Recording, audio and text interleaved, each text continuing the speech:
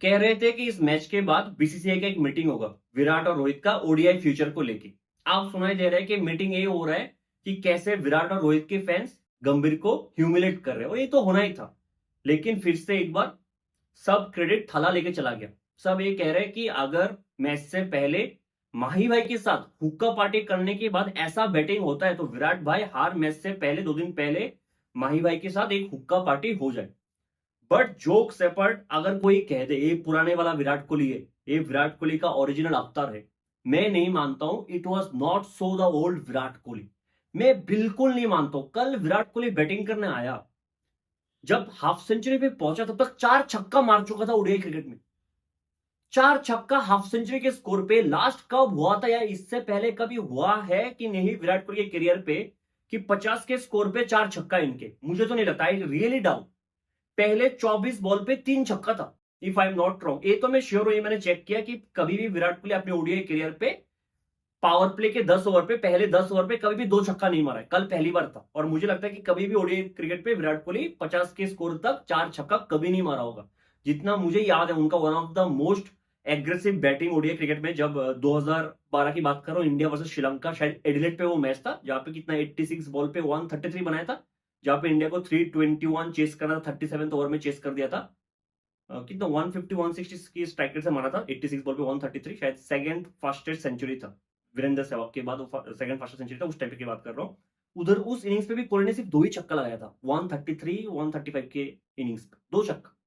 कल 50 के स्कोर पे 4 छक्का, 7 छक्का मारा है कल के दिन विराट कोहली ने। अगर एक अपर कट का छक्का छोड़ दो जो थर्ड मैन की इधर आया था, बाकी 6 के 6 छक्के straight down the ground, 2 long off के ऊपर, 2 लॉन्ग के ऊपर, 2 डीप मिड के ऊपर से काउ कॉर्नर पे। Outstanding batting. मुझे नहीं लगता मैंने कभी ऐसे देखा है विराट कोहली को बैटिंग करते हुए ओडीआई क्रिकेट में। आई रियली डाउट कोई स्टेट्स निकल के मुझे बोल सकता है कि क्या विराट कोहली पहले हाफ सेंचुरी तक 4 छक्का पहले कभी अपने करियर पे मारा है ओडीआई क्रिकेट में। मुझे नहीं लगता। ब्रिलियंट बैटिंग, मतलब अगर आप छक्का भी देखो ना कैसे छक्का है। एक मारा है बर्गर को खड़े खड़े straight down the ground, long off के ऊपर से छक्का। फिर मारा है एक पावर प्ले में जो 2 छक्का था, फिर बटमैन को मारा एक छक्का, कदमों का इस्तेमाल करके स्ट्रेट डाउन द ग्राउंड छक्का। 18 ओवर में जो एक छक्का मारा है, has to be the shot of the day. जो कॉर्बिन बॉश को मारा है फ्लिक करते हुए डीप मिड के एरिया के ऊपर छक्का। Outstanding shot, outstanding, brilliant century, brilliant batting. मैं मानता हूं कि बैकफुट का गेम अभी भी थोड़ा वीक है। जितना पावर जनरेट करना चाहिए, जो हम देखते हैं कि बैकफुट में अभी रिसेंट टाइम्स में मुझे मेरे 3 खिलाड़ी में बोल सकता हूँ बहुत ब्रिलियंट है, बैकफुट में बहुत पावर जनरेट करता है। एक रचिन रविंद्र हो गया, एक जॉश इंग्लिश हो गया, ठीक है। इन दोनों के साथ तारा शायद इतना पावर जनरेट नहीं करता बैकफुट पे, लेकिन कल बैकफुट का गेम भी था। सिंगल्स बहुत सारे लिया है बैकफुट पे, पेसर को, स्पिनर्स को, ऑफ स्पिनर को बहुत सारे बैकफुट पे चौका मारा है, शायद 2 या 3 चौका बैकफुट पे मारा है कवर के एरिया पे। बहुत ही क्लीन बैटिंग था। और मैं पहले कहता हूं ऐसा विराट कोहली ओडीआई क्रिकेट में मैंने कभी नहीं देखा है। आउटस्टैंडिंग बैटिंग किया है। Back to back 2 ODI matches पे बेहतरीन नॉक खेला है। मैं मानता हूं पिचेस बेटर था दोनों मैच पे, ऑस्ट्रेलिया के साथ लास्ट मैच और इस मैच पे भी, लेकिन बेहतरीन बैटिंग फिर भी बेहतरीन किया है। उम्मीद करता हूं कि अगले 2 मैच में से एक मैच पे अच्छा करके जाए। सीरीज का स्टार्टिंग बेहतरीन हुआ है। उम्मीद करता हूं बीच में और एक मैच पे रन हो जाए, ठीक है। किसी के पास हाईएस्ट सेंचुरी का रिकॉर्ड, तो किसी के पास मोस्ट ओडीआई सक्सेस का record, Rohit Sharma. Back to back 3 match पे 50+ स्कोर। ऑस्ट्रेलिया में बैक टू बैक 2 मैच पे, कल तीसरे मैच पे, हाँ, साउथ अफ्रीका ने गलती किया है। रोहित शर्मा 1 रन के स्कोर पे आउट था, इजी कैच था डीप मिड पे, जॉर्जी ने जो छोड़ दिया 1 रन के स्कोर पे। उसके बाद बेहतरीन बैटिंग की, स्पेशली जो स्पिनर को स्लॉक स्वीप करके 2 छक्का मारा है, brilliant batting. Back to back 2 match पे रोहित और कोहली के बीच 100 रन का पार्टनरशिप। तो सब कुछ बेहतरीन गया। और अप्रोच देख के लग रहा था शायद टॉस हारने के बाद इंडिया की टीम के बीच एक छोटा सा मीटिंग हुआ होगा कि क्योंकि इस टाइम पे, ऐसे टाइम पे अभी हर महीने ग्राउंड पे ड्यू रहता है, तो अगर हम टॉस हार गए तो उस फैक्टर को हमें इलिमिनेट करना पड़ेगा, थोड़ा एग्रेसिव अप्रोच के साथ बैटिंग करना पड़ेगा। और वो इंटेंसिटी हमें दोनों की बैटिंग, सबके बैटिंग पे नजर आया, ठीक है, कि थोड़ा हम कोशिश कर रहे हैं कि पार स्कोर से 20-30 रन ज्यादा बने, ठीक है।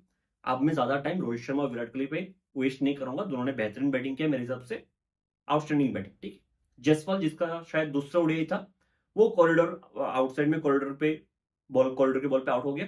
उसको थोड़ा जाने देते। आते हैं ऋतुराज गायकवाड़ पे, जो नंबर 4 पे बैटिंग करने आया था जब रोहित शर्मा आउट हुआ, ठीक है।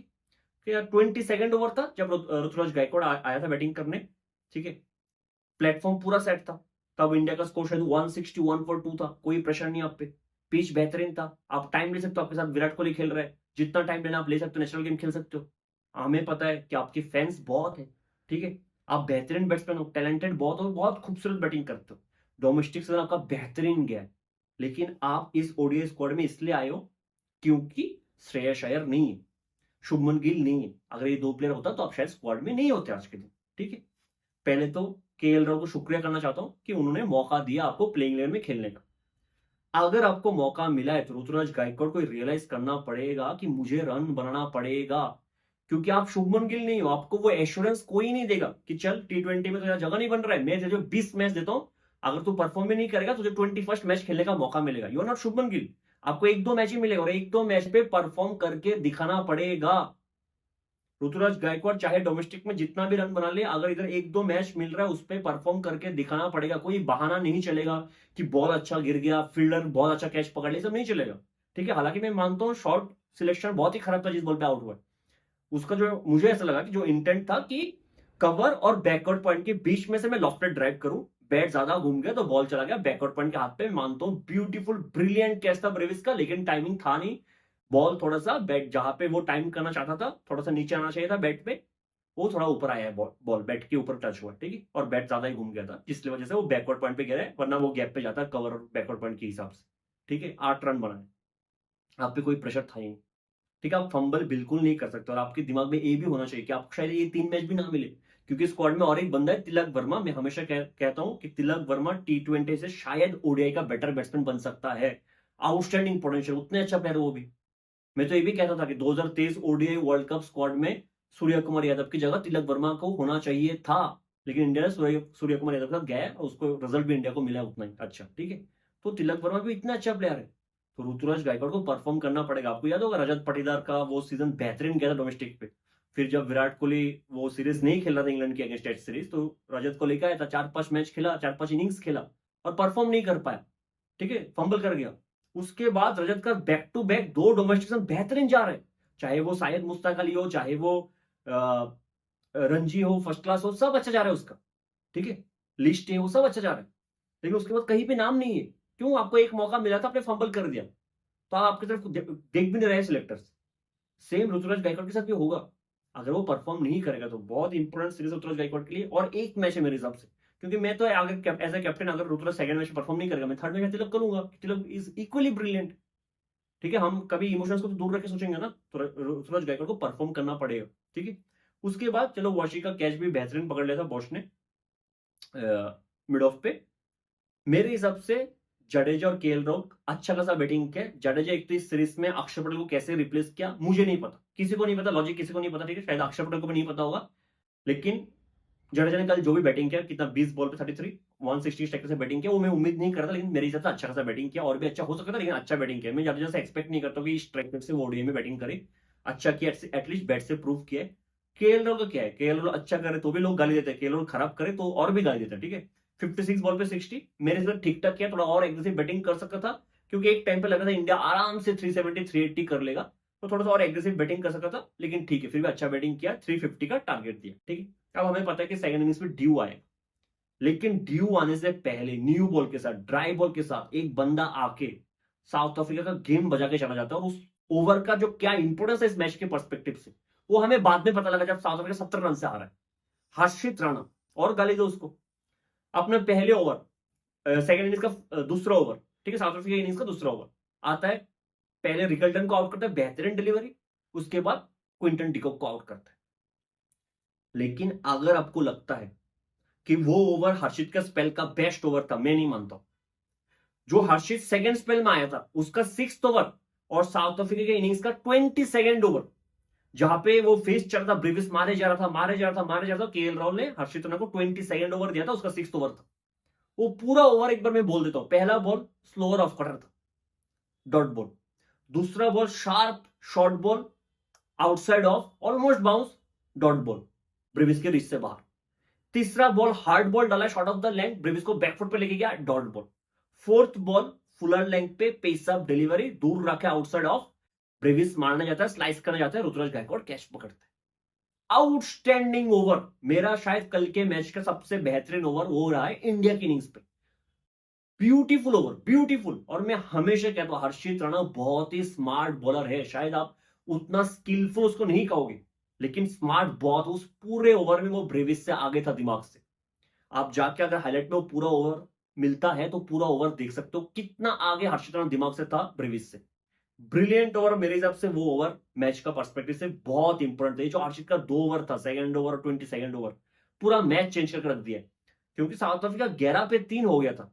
अगर इतना विकेट नहीं गिरते, एक बार जब ड्यू आ गए उसके बाद बैटिंग बहुत ईजी हो गया था। 70 रन से हारे। इतना विकेट अगर नहीं गिरते शुरू में, साउथ अफ्रीका आराम से मैच जीत सकता था। चांसेस तो था जीतने का। मैच इतना क्लोज गया जबकि 11 पे 3 विकेट गिर गया था। तो हर्षित राणा का कल का जो कंट्रीब्यूशन था आउटस्टैंडिंग। ब्रेविस जिस फॉर्म में था थोड़ा और मारता वो। 70 रन से हारे, 2-3 छोड़े, इधर से उधर लगे तो साउथ अफ्रीका शायद मैच जीत जाता। Brilliant bowling, brilliant. आपको वो ओडीआई सीरीज याद है 2013 वाला, इंडिया वर्सेस ऑस्ट्रेलिया, हमारे होम कंडीशन पे, जहां पे हर मैच पे 330 बन रहा था। रोहित शर्मा रन बनाया जा रहा है, विराट कोहली रन बनाया जा रहा है, शिखर धवन रन बनाया जा रहा है, ठीक है। फिर ऐसा लगता था कि ऑस्ट्रेलिया हारेगा, वो सीरीज मैच हारेगा। जेम्स फॉकनर आता था, मार के चला था हमें, है ना। 1-2 मैच तो वो जिता भी दिया था जेम्स फॉकनर। वही same lefty pacer, righty batsman, और इस सीरीज का जेम्स फॉकनर है मार्को यानसन। क्या फॉर्म पे। 1.5 साल पहले मैंने ये कहा था कि मार्को यानसन को मैं ऑलराउंडर नहीं मानता हूं, ठीक है। क्यों? मुझे लगा था कि वो बैटिंग ठीक ठाक कर लेता है, ये ऑलराउंडर की क्वालिटीज उसमें है नहीं। तब तक मुझे लगा, मुझे बहुत गाली पड़ा है। 1.5 साल पहले की बात करो, ऑलमोस्ट 1.5 साल पहले की बात करो। उसके बाद जो मार्को यानसन बैटिंग पे इंप्रूव किया है, चाहे वो एक T20 मैच हो पिछले साल इंडिया और साउथ अफ्रीका, जहां पे उसने और कोटजी ने मिलकर एक मैच खुद जीता दिया है। उसके बाद वो टेस्ट मैच और पाकिस्तान के अगेंस्ट पिछले WT साइकिल का, जहां पे अकेला अच्छा बैटिंग करके साउथ अफ्रीका को जीता है, ठीक है। उसके बाद ये वाला टेस्ट सीरीज हमारे साथ आउटस्टैंडिंग बैटिंग किया। कल का मैच कितना, 39 बॉल पे 70। कुलदीप को विद द स्पिन क्या ब्रिलियंट खेलता है वो। हमने टेस्ट में देखा, अभी कल देखा हमने। आउटस्टैंडिंग बैटिंग किया Marcus, outstanding. In fact Corbin Bosch बाद में आके जो बैटिंग किया है, यस, कुलदीप को 34th ओवर जहां पे उसने ब्रेट्सकी और मार्को यानसन को एक ही ओवर में आउट किया, ब्रिलियंट ओवर। मैच की परिस्थिति ओवर भी बहुत इंपॉर्टेंट था। ब्रेट्सकी वंस अगेन, क्या पागल बगल तो नहीं है ना वो। मैं जब जब ब्रेट्स को देखा हूं, बहुत कम देखा हूं, 6-7 मैच में देखा हूं, जब जब देखा हूं 70, 80, 100, 150 वो रन ही मारे जा रहे हैं। उसका क्या है ओडीआई एवरेज? 70-80 का होगा क्या ओडीआई एवरेज? मैंने चेक नहीं किया, लेकिन हर मैच पे जहां पे मैंने ब्रेट्स को देखा है वो रन बनाता ही बनाता है। Outstanding batting.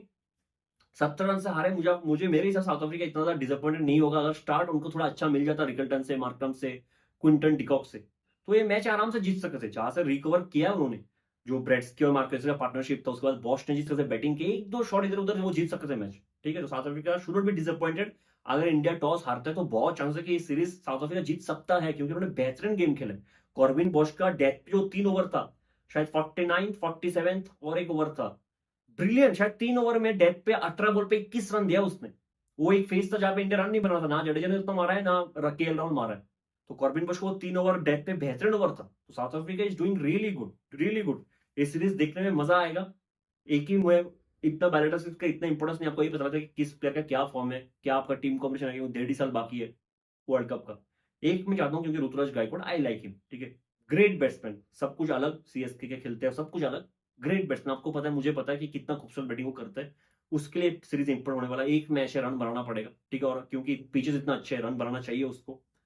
दूसरा, हर्षित राणा, मैं पहले भी कह चुका हूं, अगर आप कोई भी 3-3 मैच का सीरीज उठा के देख लो, कोई भी सीरीज जहां पे हर्षित राणा खेला है, अगर 3 मैच का सीरीज है, एटलीस्ट एक मैच पे उसका ब्रिलियंट परफॉर्मेंस आता ही आता है हर्षित का। चाहे वो टेस्ट हो, चाहे वो T20 हो, चाहे वो ओडीआई हो। तो इतना ट्रोलिंग वो डिजर्व नहीं करता है। Brilliant bowler, brilliant bowler. थोड़ा डिसिप्लिन रहेगा, थोड़ा अगर शांत हो जाएगा, स्किल में थोड़ा और काम करेगा, he can be an outstanding bowler, ठीक है। एक उसके लिए इंपॉर्टेंट सीरीज होगा, ठीक है, क्योंकि हम शामी को इग्नोर कर रहे हैं हर्षित के लिए, ठीक है।